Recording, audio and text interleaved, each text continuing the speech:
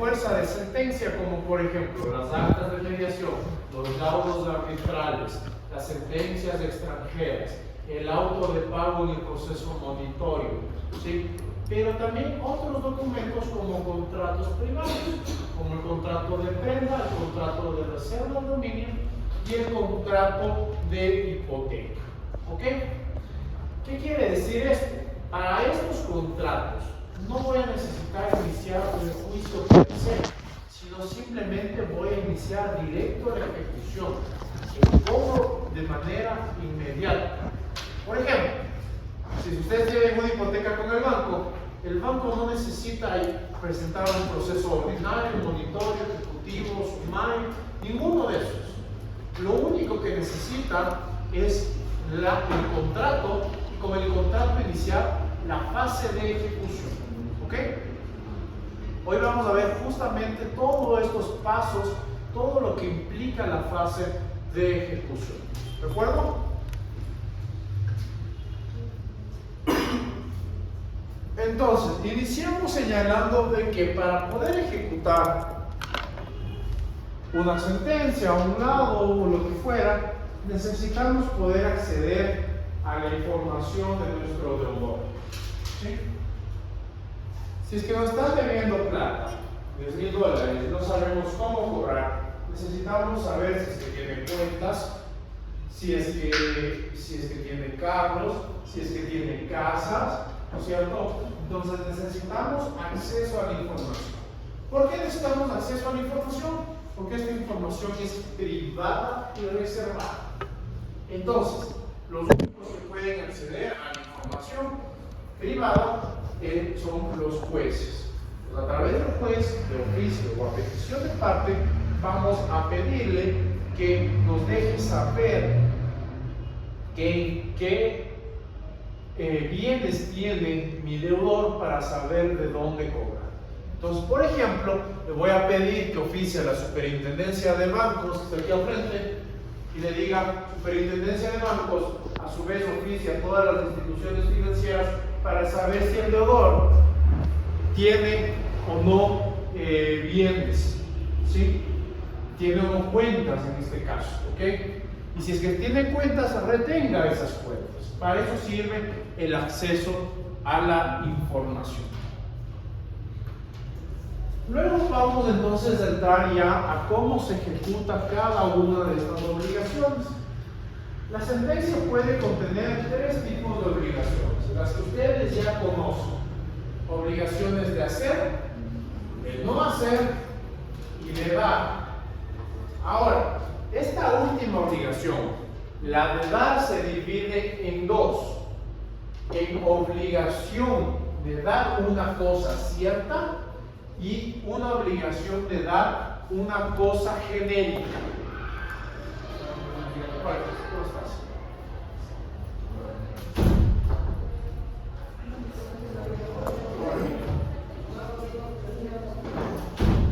¿Cuál es la diferencia?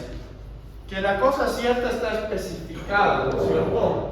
Entonces, por ejemplo, yo puedo señalar: me debes el cargo de placas PDC-XXX, ¿ok?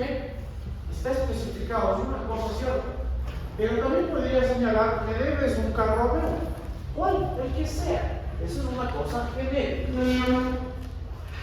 Entonces, si es que voy a ejecutar una obligación que consta en una cosa cierta, ¿qué es lo que va a ocurrir? El juez va a dictar algo que se llama mandamiento de ejecución. Y en ese mandamiento de ejecución, el juez va a dar 5 días para que la persona entregue la cosa cierta. En el ejemplo que les estaba señalando, el juez le va a decir: señor deudor, entregue el carro PDC XXX en 5 días. ¿Sí? Y en caso de que no lo haga en esos 5 días, entonces va a iniciarse una ejecución con fuerza, a través de, por ejemplo, el uso de la fuerza policial, para que la policía te ayude a retener ese vehículo. Va a señalarse un depositario para que cuide el vehículo. va a ordenarse el desenrajamiento para que se pueda entrar al garaje donde está el vehículo. Va a ordenar el lanzamiento para que bote las cosas que están dentro del vehículo y que no estás reteniendo, ¿no es cierto? Entonces, ahí si es que no cumple, si no te entrega la cosa, tendrá que iniciar la ejecución forzosa. Para obligaciones de cosa cierta, la única forma de oponerse es señalar de que es imposible entregar esa cosa cierta. Como por ejemplo, ¿cuándo? Que el carro haya explotado, ¿no es cierto? Que ya no existe. En ese caso tengo que decir, ya el carro no existe, no le puedo entregar, y por lo tanto, en ese caso, no es que desaparece la obligación, sino que se transforma para que sea una obligación de entregar dinero. En ese caso, va a tener que consignar el valor del vehículo, ¿ok? ¿Dudas? Ok, entonces luego de esto tenemos la obligación de dar una cosa genérica o de dar dinero.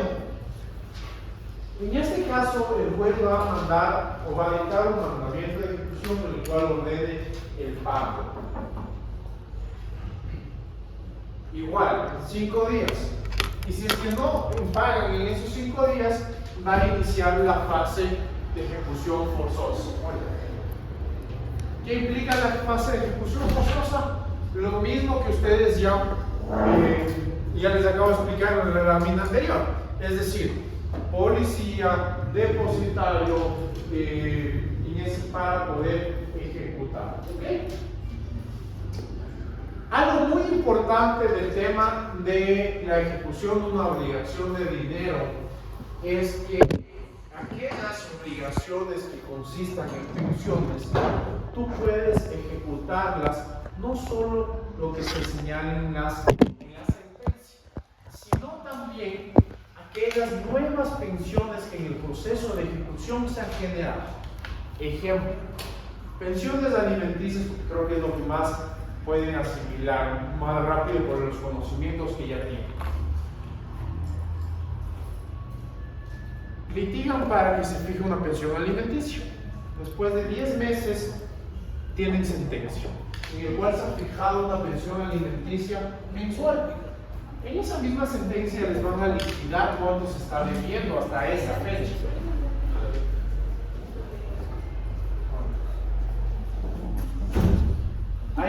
Ahí van a liquidar lo que se está debiendo hasta esa fecha. Ustedes van a la ejecución, le van a decir, paguen 5 días, y el deudor no va a pagar en esos 5 días. Ya sabes.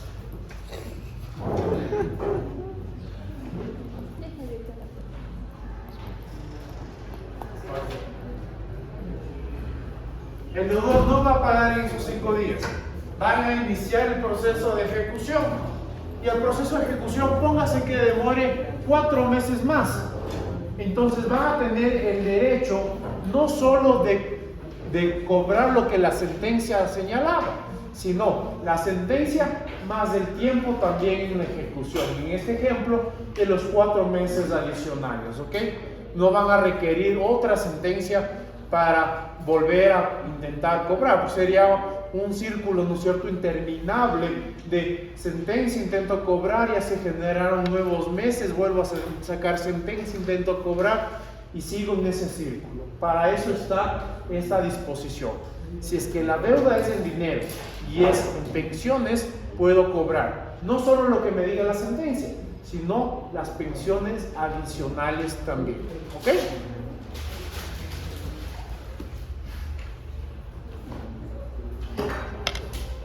Luego vamos a tener obligaciones de hacer. ¿Sí? Obligaciones de hacer. En este caso el mandamiento de ejecución que dicte el juez va a ordenar una de estas dos cosas. Primero, que lo haga, ¿sí? Y en ese caso le va a dar un tiempo para que esa persona haga lo que está debiendo. Por ejemplo, no sé, la construcción de una casa, ¿sí? Le va a ordenar, construya la casa. Si es que en ese tiempo que le dio el juez para construir la casa no lo ha hecho, entonces la otra persona está autorizada para poder ejecutarla con un tercero. En este caso buscarán ustedes un arquitecto que les construya la casa.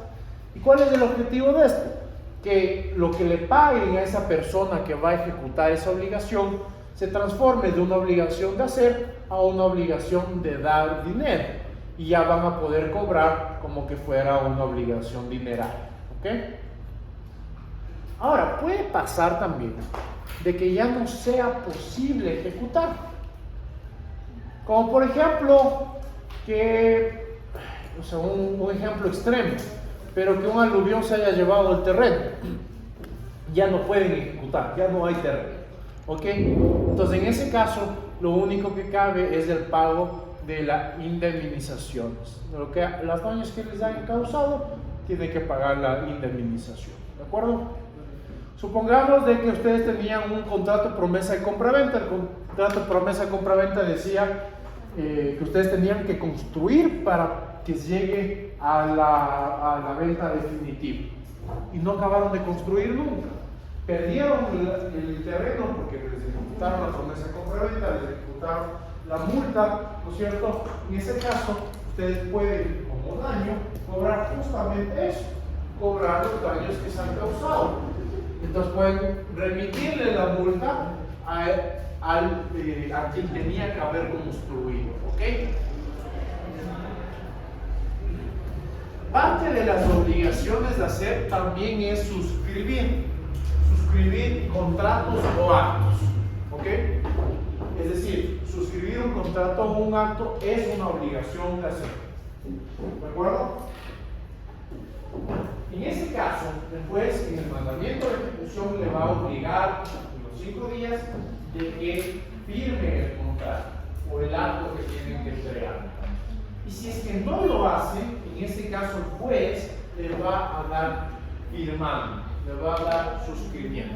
Es decir, el juez le va a sustituir a esa persona en la firma del documento. ¿Ok? ¿Preguntas hasta ahí?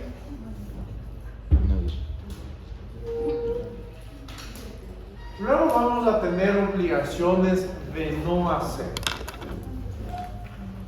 En estas obligaciones de no hacer, si es que ya se ha hecho, el juez lo que va a ordenar es de que se deshaga lo hecho. Esto siempre y cuando sea posible. Si es que ya no es posible, en cambio, va a tener que pagar una indemnización. ¿Ok? Y en ese caso, en el caso de que ya no sea posible, que por lo tanto hay que pagar una indemnización, se va a convocar a una audiencia para probar el valor de los daños, el valor de la indemnización.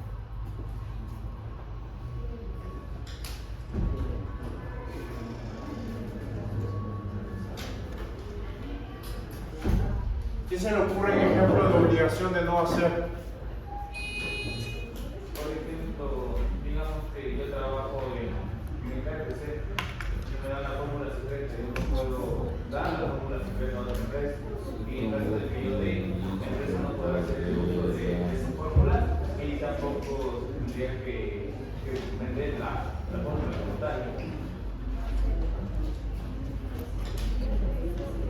Sí, es muy buen ejemplo. Es muy buen ejemplo. Entonces, si es que ya entregaste, ¿cómo desechas lo hecho? Que no usen la fórmula y tampoco que te den una indemnización. Pero si ya sabe alguien, ¿no es cierto?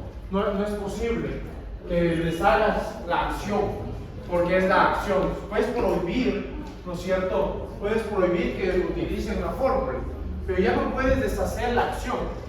Pues en ese caso va la indemnización. Perfecto. ¿Dudas hasta ahí?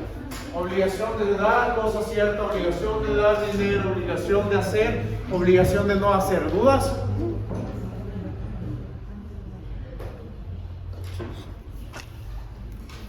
Ok, entonces Con esto iniciamos ya el tema procesal de cómo funciona la fase o el procedimiento de ejecución. ¿Ok? Va a iniciar con una solicitud. Esta solicitud tiene particularidades. ¿Se acuerdan que les decía? Los títulos de ejecución son de distintas clases. Pueden ser sentencias, pueden ser documentos que tengan fuerza de sentencia, o pueden ser incluso contratos privados. Si es que es sentencia, se estima de que ya existe un proceso y que por lo tanto, en ese mismo proceso, al juez de primera instancia le voy a pedir el inicio de la ejecución. Acuérdense, no importa en qué instancia termines el proceso, tu juicio, no importa. Siempre el juez de primera instancia es el que ejecuta. Hayas terminado en la Corte Provincial, en la Nacional, en la Constitucional, no importa. El que ejecuta es el juez de primera instancia. Entonces, al juez de primera instancia le vamos a presentar una solicitud. ¿Ok? Esa solicitud le va a decir al juez, dado de que no se ha cumplido con la sentencia, iniciemos con el proceso de ejecución. Bueno.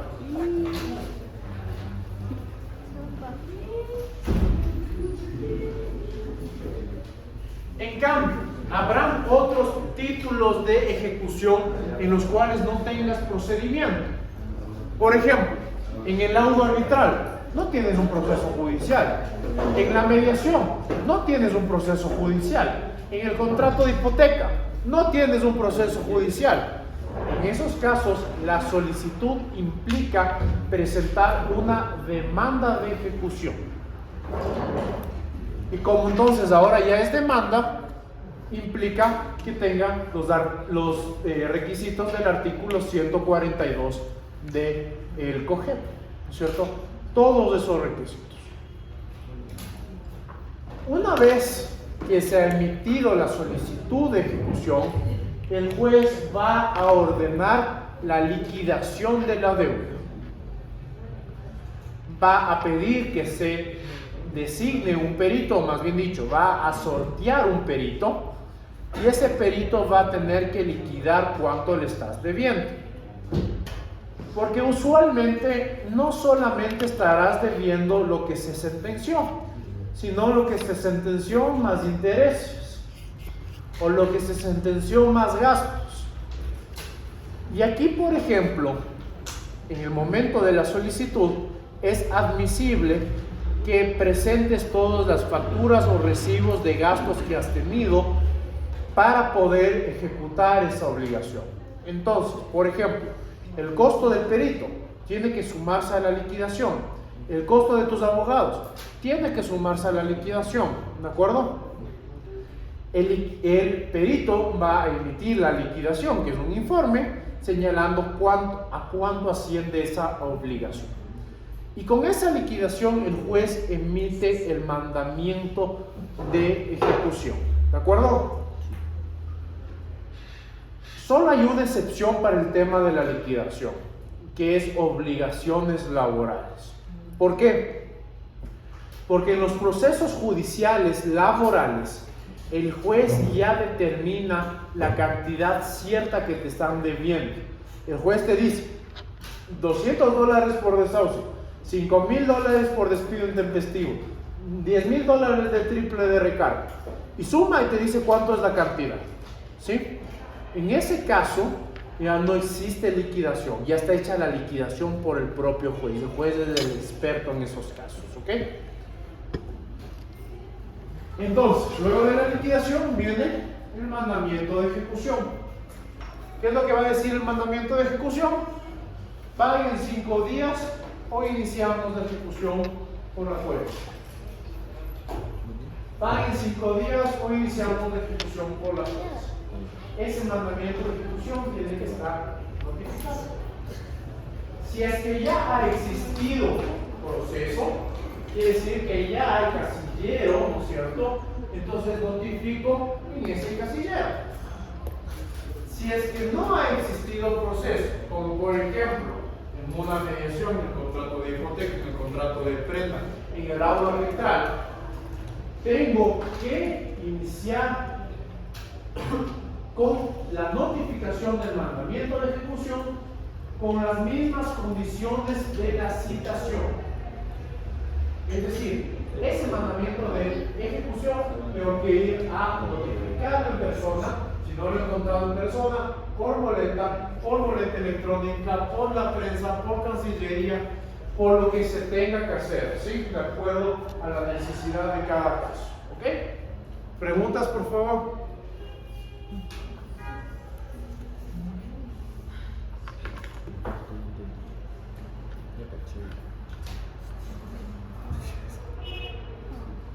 En estos 5 días que me dan para pagar, aparte de pagar, puedo hacer algunas otras cosas, como oponerme. ¿Ok? Esta oposición puede ser porque existe una transacción, porque existe una remisión, una novación, confusión, compensación o la pérdida de la cosa que ya estábamos conversando, o en caso de que exista un convenio arbitral. ¿Cómo funciona cada una de estas? A ver, en estos primeros 5 días lo más fácil es pagar y también lo más fácil de explicar. ¿Cómo funciona? Voy ante el juez, ¿no es cierto? Y le digo, ok, he pagado. Le hago una transferencia, listo, se acabó el proceso. La siguiente forma es una dación en pago. Es decir, no tengo plata para pagar, pero tengo cosas. ¿Sabe qué? No tengo plata, le digo pues, pero tengo este cargo. Le doy en dación en pago. Luego, puedo decir al juez, me opongo con una transacción. Es decir, ha existido un acuerdo entre las partes para transigir sobre la deuda que me quieren cobrar.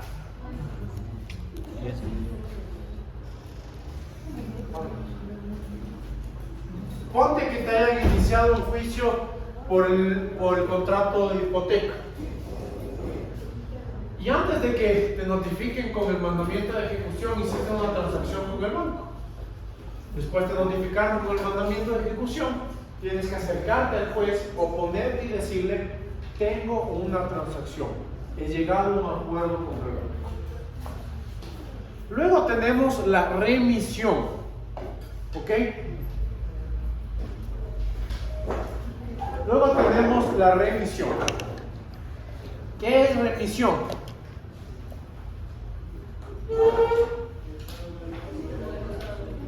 No.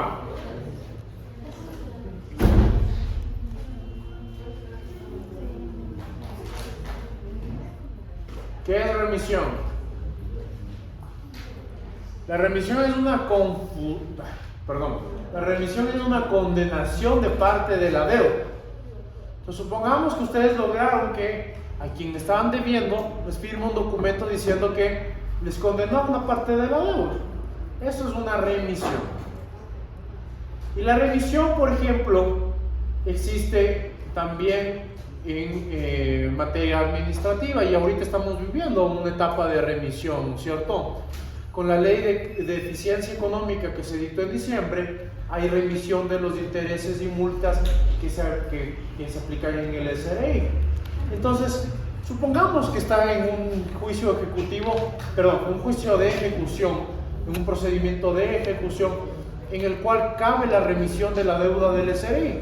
Ustedes podrían decir, vean, sí le debo, pero ahorita hay un periodo de remisión, entonces le debo el capital y ya no los intereses. Entonces aquí está pagado el capital, ¿sí? Eso es la remisión.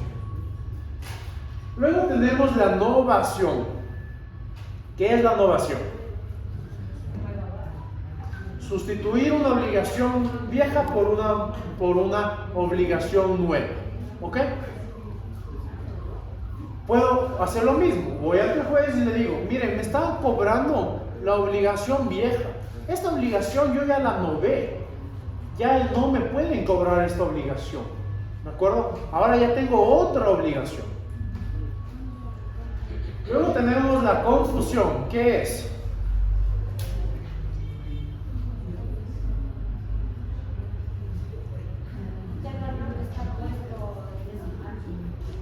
O de la persona. Entonces ahí puedo ponerme y decir la deuda que me está intentando cobrar, sí, la deuda que me quiere cobrar, existe una confusión. Compensación. ¿Qué es compensación?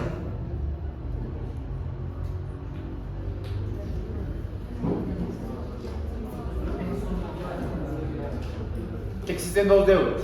Sí. Entonces, por ejemplo, yo tengo una deuda con el Camilo y el Camilo tiene una deuda conmigo.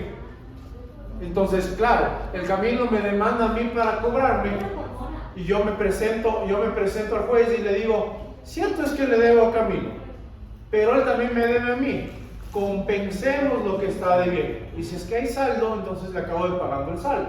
Si es que no hay, ya está, se acabó la deuda. ¿Me ibas a preguntar algo?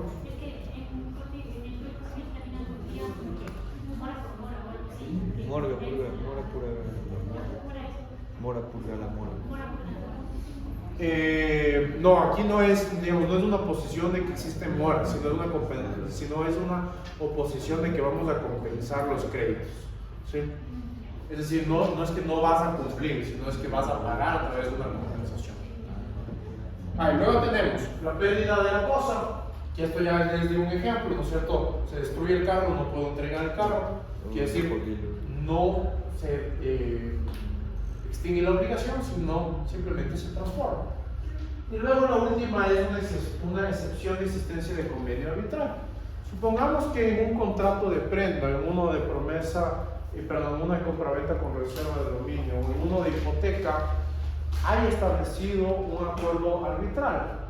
En ese caso, ese documento deja de ser un título de ejecución y están obligadas las partes a ir al árbitro, al tribunal arbitral, para que resuelva primero, y lo que resuelve el tribunal pueda ejecutar. Si es que no ha ocurrido eso, no podría ejecutar, ¿de acuerdo?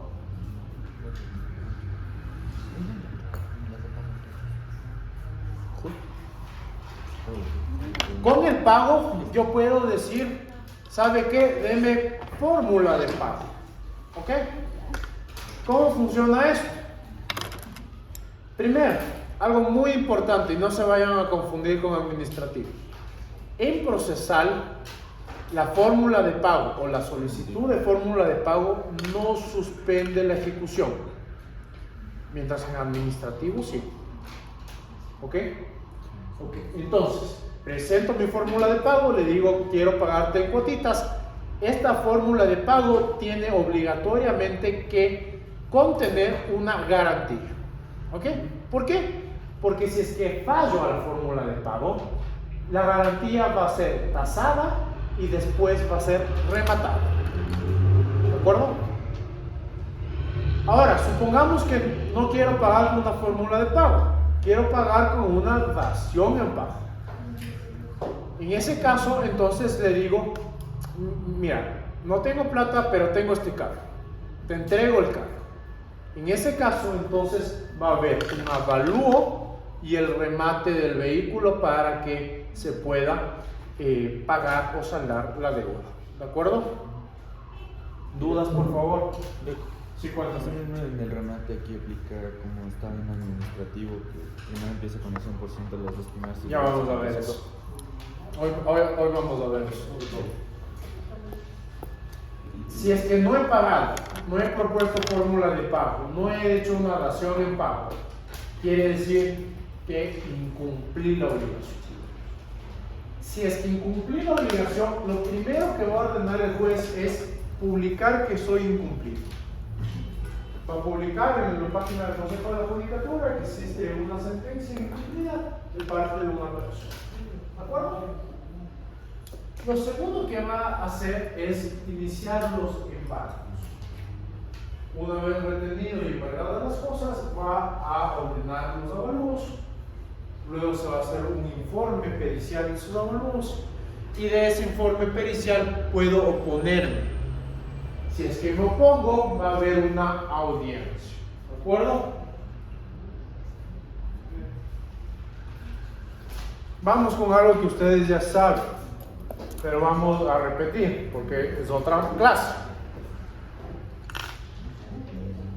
Para dictar embargos que existan sobre esos bienes, medidas preventivas, no es excusa o eximente de que se dicte el embargo.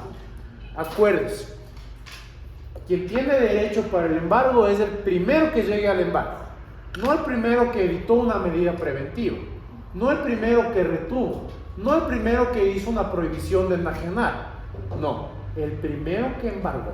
¿Ok? Esto también ya saben, pero ¿cómo funciona? Se notifica al juez que dictó la medida preventiva para que levante esa medida y te entregue la cosa. ¿Verdad? Están subidas ya las diapositivas en el aula. Ahora, ¿cómo procede el embargo? Es decir, ¿cuál es la prelación del embargo? ¿Cuál es el orden del embargo? Primero tengo que intentar embargar dinero. ¿Sí? Lo primero es que debo intentar embargar dinero. Lo segundo, si es que soy beneficiario de una garantía real, como por ejemplo una hipoteca o una prenda, entonces ejecuto esa garantía real. ¿Ok? Si es que no tengo una garantía real, no he podido cobrar en dinero, el siguiente bien que voy a intentar embargar son los bienes de los cuales yo he pedido una prohibición o una medida preventiva. ¿Sí? Esa es la tercera, sobre los bienes que he dictado una medida preventiva. ¿Perdón? Depende de qué grabarme. Complementame tu pregunta. ¿Qué grabarme? La prohibición de venta es una medida preventiva. Entonces, si es que la medida preventiva es dictada por ti, ese es el primer bien que deberías ir a embargar. Si es que la medida preventiva es dictada por otra persona, no importa. Y es la regla que les estaba diciendo antes. El que llega primero al embargo es el que tiene el derecho a rematar la cosa. ¿Sí? Y luego, si es que no tengo bienes sobre los cuales pesa una providencia preventiva, entonces cualquier otro bien, el que logre encontrar. ¿Ok?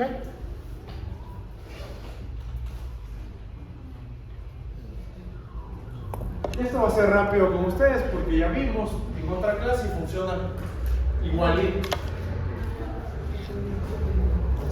Para cada tipo de embargo de cada cosa existe un proceso.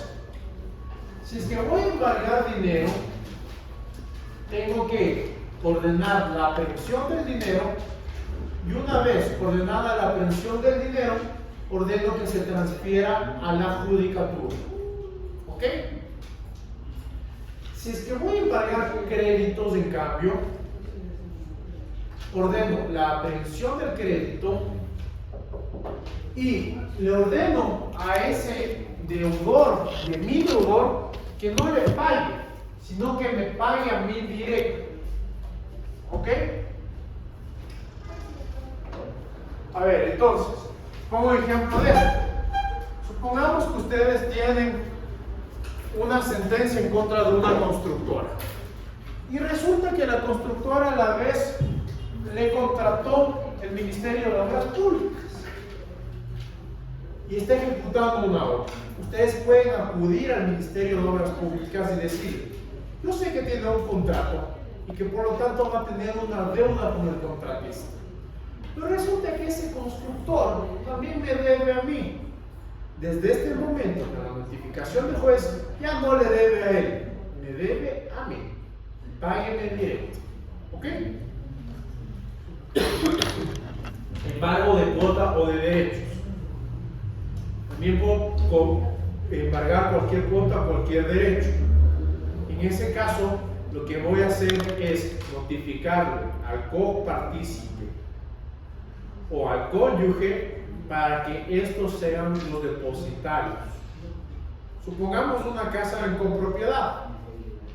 Entonces le notifico al copropietario y ese copropietario va a ser el depositario de la cosa. Supongamos que voy a embargar el carro de la sociedad conyugal. En ese caso puedo embargar el 50% que es de propiedad de mi deudor. ¿Ok? Y en ese caso le notifico a la esposa y le digo, usted va a ser la depositaria del vehículo.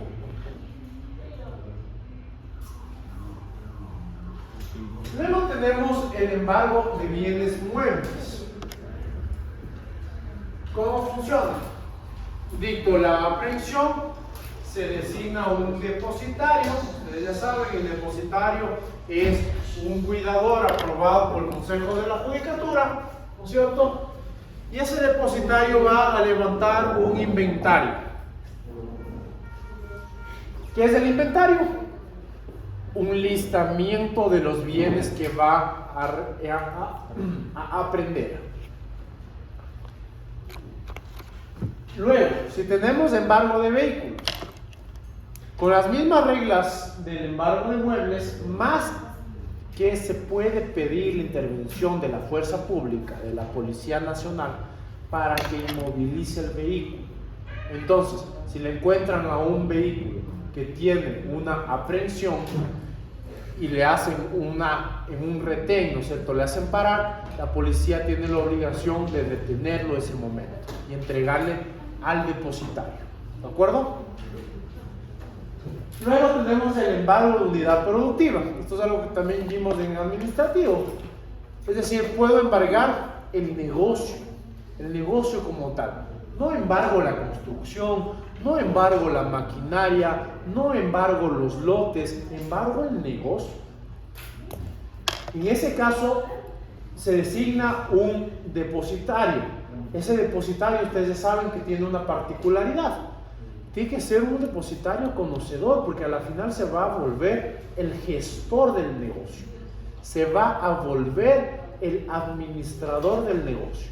Para que con esa administración, o frutos de esa administración, con las utilidades y los dividendos, te paguen la deuda.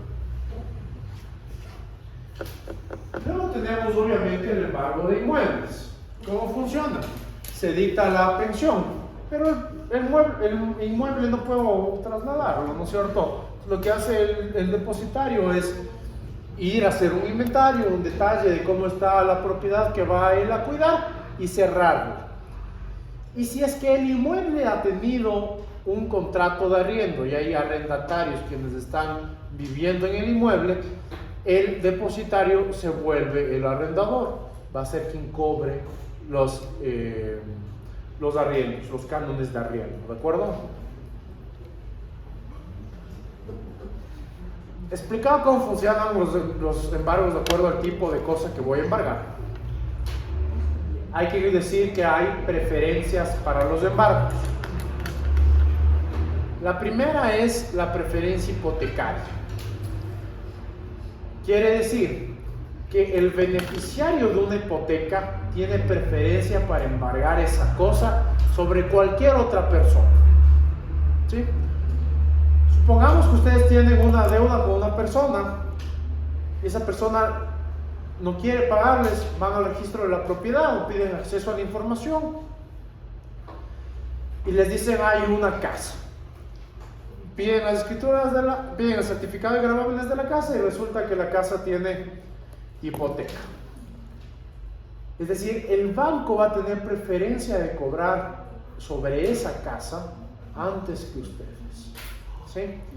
Solo después de que el banco cobre su hipoteca, si es que sobra algo, podrían cobrar ustedes. Si es que no, no. ¿Ok? Es la primera preferencia. Y la segunda preferencia es una preferencia por obligaciones laborales. Supongamos que contra una misma persona hay dos demandas, una de cobro de deuda por un título de crédito y una por una indemnización de despido intempestivo.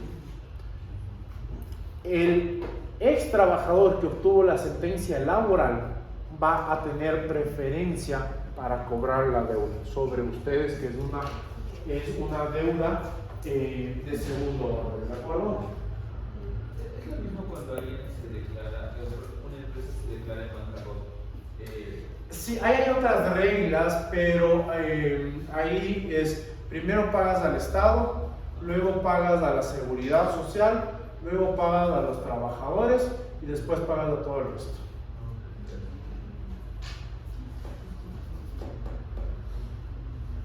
Para la ejecución es obvio que van a necesitar de la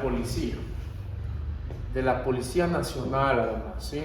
No de la municipal, no de la metropolitana, de la nación. Esta es la policía que tiene la competencia. ¿Competencia para qué? Para ingresar a los bienes inmuebles, para desalojar a las personas y a los bienes que se encuentran en ese inmueble, para dar el desenrajamiento de seguridades, para la aprehensión del bien objeto del embargo y en general para cualquier otra medida necesaria para lograr el embargo de la cosa. ¿Ok? Entonces, si ustedes quieren apreender un vehículo que está dentro de una casa, tienen que pedir desenrajamiento para que a través de ese desenrajamiento la policía vaya a romper la puerta y entre a la casa y saque el carro. ¿Sí? Si es que piden el embargo de una casa y en la casa están personas, tienen que pedir el desalojo para que la policía vaya y les mande para afuera. ¿De acuerdo? ¿Se puede contar los seguros de empresa privada junto a la policía o no? Es la policía la que ejerce. Lo que normalmente pasa es que como esto es entre la policía y el depositario te dice, ¿sabe qué? Para que me cuiden a mí, necesita de ley llevar a alguien más. Porque cuando llegas a esto no es pacífico. O sea, la gente va a recibirte con machete, a sacarte de la propiedad donde creen que son dueños, ¿no es cierto? Entonces ya la cosa se pone complicada y siempre hay que velar por la seguridad de uno y del depositario. Pero normalmente debería ser solo la policía. Pero sí suele pasar de que digan, lo que pasa también es que en la realidad te dice, ok, bueno, le va a acompañar un policía. Llegas a la casa y viven 10 personas. ¿Qué va a hacer el poder policía? Entonces, si ya sabes esas circunstancias, tienes el apoyo de seguridad privada. Por ejemplo, yo hice un desalojo de un terreno en la ferroviaria. Nos mandaron un policía. ¿Creen que iba a ir un policía a la ferroviaria? No. Entonces, yo lo que hice fue ayudarme de los militares. Me mandaron 2 militares y contraté seguridad privada. Entonces, ya viéndolo de los 2 militares de la seguridad privada, ya no hacen tanto escándalo. Igual hicieron, pero ya estás más seguro al menos. Si es que ejerce la policía alguna de estas cosas, ¿no es cierto? Va a tener que levantar un acta, ¿ok? Y esa acta tiene que ser firmada entre el policía y el depositario, ¿de acuerdo?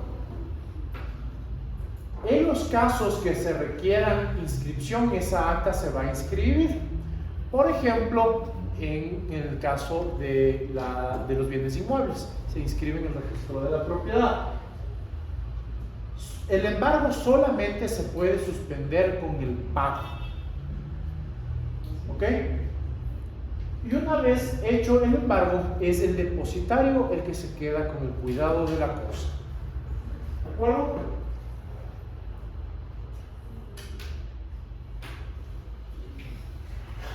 En la ejecución hay audiencia. Hay audiencia cuando ocurre una de estas cosas. ¿Sí? Hay audiencia cuando se tiene que conocer y resolver de la oposición que se ha presentado para el procedimiento de ejecución. Es decir, si es que presenté compensación, confusión, remisión, convenio arbitral, ahí va a haber audiencia para resolver sobre eso.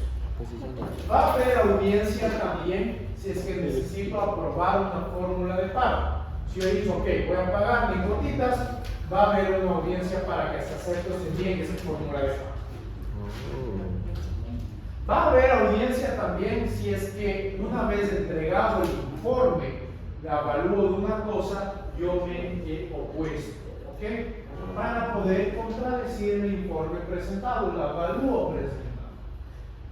Va a haber también audiencia si es que he embargado varias cosas y quiero saber en qué orden voy a hacer el remate. Supongamos que embargué 10 carros. Pues en esta audiencia pues va a determinar que, a ver, comencemos con el carro que más cuesta para que pueda ir cubriendo su deuda, no al revés, comencemos con el carro que menos, ¿no es cierto? Porque la afectación sería mayor. Y finalmente va a haber también audiencia para resolver la admisión de tercerías y para resolver los reclamos de terceros perjudicados. En el ejemplo que les ponía, embargamos el 50% de un vehículo. La tercera perjudicada o el tercero perjudicado va a ser el esposo o la esposa. Entonces ahí va a haber una audiencia para resolver ese posible perjuicio. ¿Ok? En esta audiencia, al finalizar esta audiencia, se va a fijar la fecha para el remate.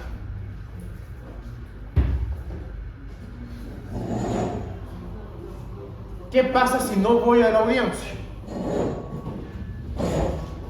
Si no voy a la audiencia, esta se tiene que diferir por 10 días. Obligatoriamente esta audiencia de ejecución se difiere, falte quien falte, por 10 días. ¿Ok? Es decir, esto es una regla particular, porque ustedes saben que en cualquier otro procedimiento, monitorio, ordinario, ejecutivo, sumario, voluntario, si no van a la audiencia y son actores, se archiva el caso. Y si son demandados, rebeldía. ¿No es cierto? Aquí entonces hay una particularidad. La particularidad es que obligatoriamente se difiere por 10 días la audiencia. ¿Ese hace dentro de esos 10 días o después de esos 10 días? Hasta en 10 días. Hasta dentro de esos 10 días. Sí, correcto. Y en esta segunda ocasión, ahí sí se hace la audiencia con quien esté. Incluso si no hay nadie. Porque, por ejemplo, el juez tiene que decidir sobre el orden de los remates. Entonces, el juez va a hacer la audiencia y va a decidir. ¿De acuerdo? Antes de que exista remate, puede existir la entrega directa del bien.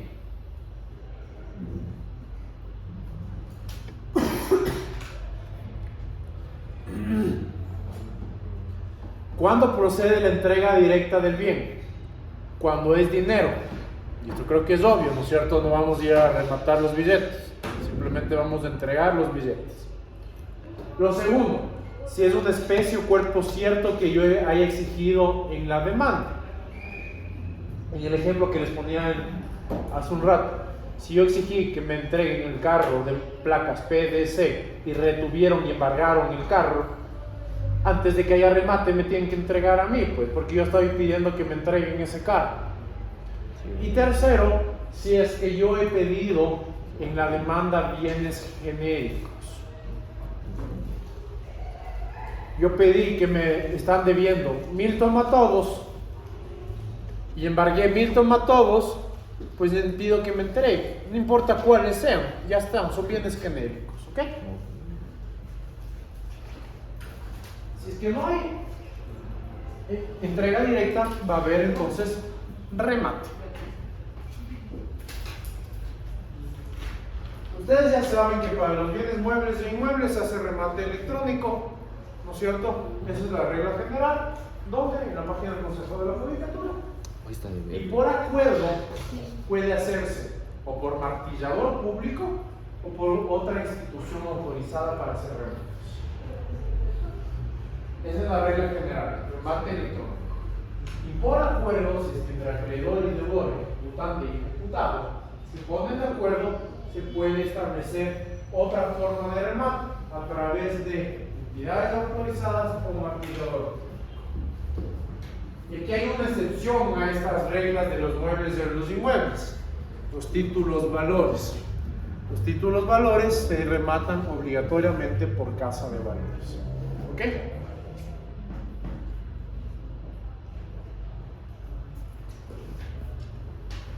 Hemos llegado al remate.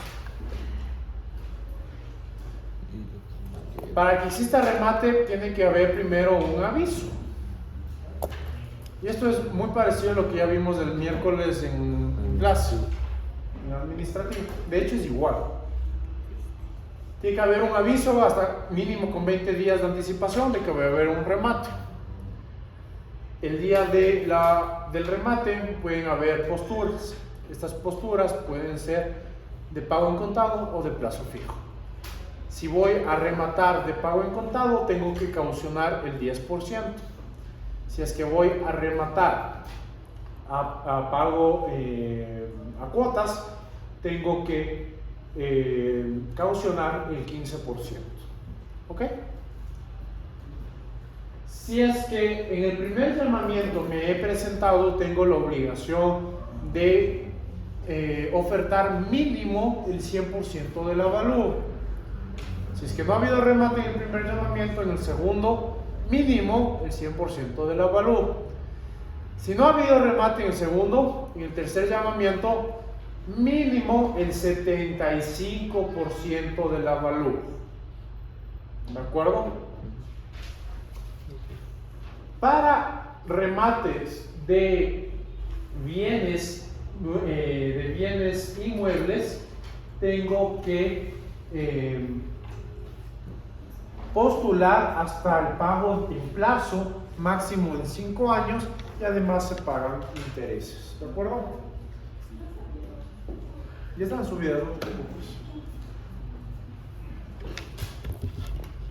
Luego entonces vamos a tener otra audiencia. Esta es audiencia de remate. La anterior era la audiencia de ejecución. Esta es la audiencia de remate. ¿Qué va a pasar en esta audiencia? En esta audiencia el juez va a calificar las ofertas, ¿sí? Va a decir, se han presentado 5 ofertas, la mejor oferta es esta. Y va a ordenar cuáles son las ofertas. No es inmediato. No es inmediato. En administrativo era un acto, ¿te acuerdas? Simplemente el servidor decía, esta es el orden y se acabó. Aquí hay audiencia. Y todos están autorizados a ir a la audiencia, a participar en la audiencia y decir por qué su oferta es mejor que la otra. Habrán casos que es fácil, ¿no es cierto? Si es que hubieron 2 oferentes a pago de contado y el uno dijo 10 y el otro dijo 9, es fácil. Pero habrán complicaciones como decir, yo pago de contado 10 y yo pago a plazo 15. ¿Qué es mejor? ¿Esperar 5 años para coger 15 o coger 10 ahorita? Entonces, para eso es la audiencia, ¿ok? También existe la quiebra de remate ahí. Sí, vamos a ver eso. Una vez que exista entonces la calificación del remate, va a haber adjudicación. Le va a decir a esta persona que ofertó lo mejor, que tiene que pagar en los siguientes 10 días. ¿Qué pasa si en esos 10 días no pagan? Va a tener que cubrir la quiebra del remate. ¿Qué es la quiebra del remate? Ya saben ustedes, ¿qué es la quiebra del remate?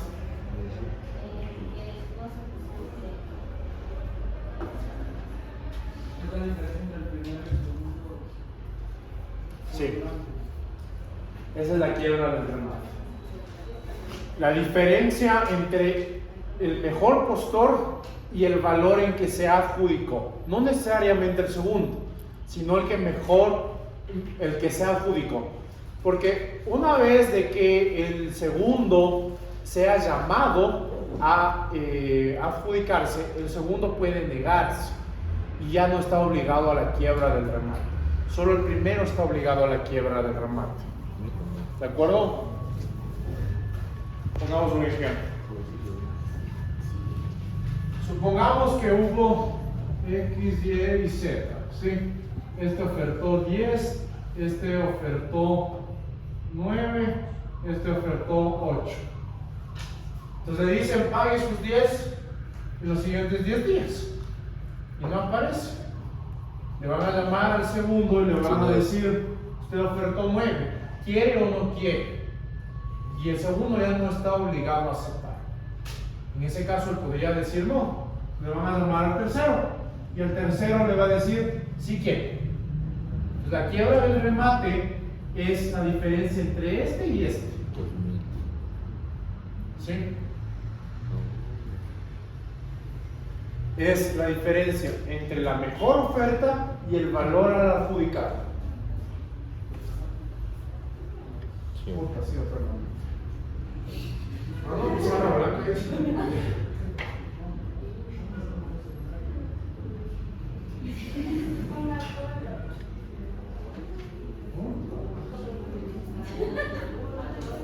¿Qué dice ahí?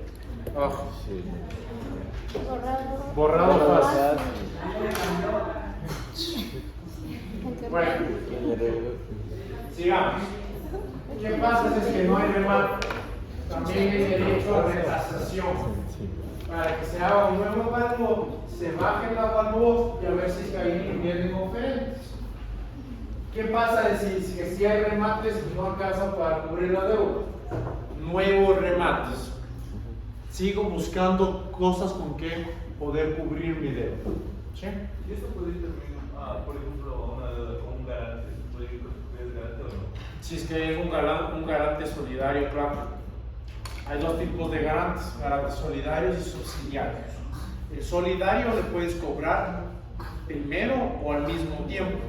El subsidiario solo después de haberle cobrado al obligado principal. ¿Sí?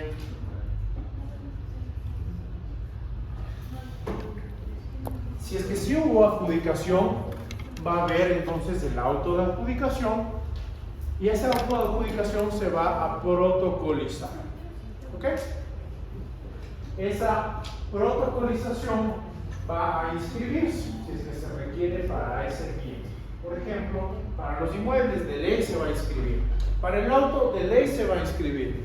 ¿Ok? Pero va a haber otras cosas que no. Las joyas, por ejemplo, eso no se inscribe en ningún lado. ¿Ok? ¿Perdón? ¿No? ¿Ok? Preguntas, por favor, sobre ejecución. Y eso del remate, o sea, para que ustedes no les aplique igual, no tiene que ser el valor menor de No, muy buena pregunta, y eso no aplica. Esa es una regla solo para coactiva administrativa. En administrativo les expliqué que el valor del avalúo es mínimo el catastral más del 33%. Aquí no. Aquí es el valor comercial, el que saca el perito. ¿Sí? Aquí no hay esa garantía. Muy buena pregunta. ¿Alguien más? O sea, decía que es así como es. No, es que no sé qué es. ¿No? Ok, entonces con eso terminamos ejecución. De esto hasta este momento, desde el inicio de la clase hasta este momento, va a ser el examen. Ok. Sí. ¿Ok? Solo de esto. Ya de todo. De todo lo que vimos, pues ejecutivo, sumario, ordinario, auditorio. Les robo 5 minutos más y terminamos clase. Este es el último tema que tenemos que ver. ¿En serio? ¿Cómo? Y como ustedes ya más rápido porque ya les da administrativo. Pero los chicos me ven más. Pues son más pilas, ¿no? Porque son cosas parecidas, por eso avancé. Como ustedes más rápido. A ellos ya no les alcancé a dar procedimiento concursal. Y a ustedes sí les voy a dar procedimiento concursal. Esto no les voy a tomar. Y les voy a explicar en 5 minutos. Muy rápido. ¿Qué es el procedimiento concursal? El procedimiento concursal es o son los pasos para declararle a una persona en insolvencia o en quiebra. ¿Ok? ¿Cuál es la diferencia entre insolvencia y quiebra? Insolvencia persona natural, quiebra compañía. ¿De acuerdo? Ahora, el procedimiento concursal puede ser preventivo, es decir, puede ser voluntario. Una persona que sepa que tiene deudas y que sepa que no va a lograr pagar todo, puede iniciarse a sí mismo un procedimiento concursal. Va a ir al juez, le va a decir: estas son todas mis deudas, estas son todas mis cosas y no alcanzo a pagar. Por favor, llámeles a mis acreedores a este juicio de procedimiento concursal para lograr acuerdos de pago. ¿Ok? ¿Cuál es el objetivo de esto? No caer en la insolvencia. ¿Sí? Al menos esa es la intención. Si es que no ha ocurrido un procedimiento concursal voluntario y tú pasas el proceso de ejecución, pasas el embargo, pasas el remate y no tienes con qué cobrarle a esa persona, no tienes forma de cobrarle a esa persona, en ese caso tienes que iniciar el procedimiento concursal para declararle insolvente a esa persona. ¿Sí? ¿En qué consiste? Vas a iniciar otro procedimiento, otra demanda, y vas a decir al nuevo juez: ¿sabe qué? Tuve esta sentencia, de esta sentencia dictaron el mandamiento de ejecución, no logré embargar nada, no tiene nada esta persona, pedimos oficios a todas las instituciones públicas que se nos ocurrió, no tiene de dónde yo cobrarle, y por lo tanto cae en insolvencia. Declárele en insolvencia. Va a haber una audiencia y al final de esa audiencia se va a resolver si eso no es insolvente. ¿Qué es lo que pasa si es declarado insolvente? Pierde derechos. Y además, tú que le llevaste a la insolvencia vas a ser preferente para cobrar lo que vaya teniendo. Supongamos que consigue un trabajo, le depositan $100 en el banco, chao a la plata, para ti. Así, hasta que llegue a cobrar, llegues a cobrar tu deuda. Más los intereses. Los herederos también pueden pagar, están obligados, claro, al menos de que hayan rechazado la herencia o hayan hecho aceptación con beneficio de inventario. Eso ya les dieron los sucesores. Sí. ¿Recuerdan? Bueno, es rápido. ¿Qué es la aceptación con beneficio de inventario? Si yo recibo 100 y las deudas han sido 110, solo voy a pagar hasta los 100. Ya no pago los 10 restantes. Y si rechazo la deuda, perdón, la herencia, entonces también rechazo tanto lo bueno como lo malo. ¿Sí? Preguntas sobre el proceso, el procedimiento concursal. ¿Dudas? Ok, con eso terminamos clases. Pero ¿cómo? Los que quieran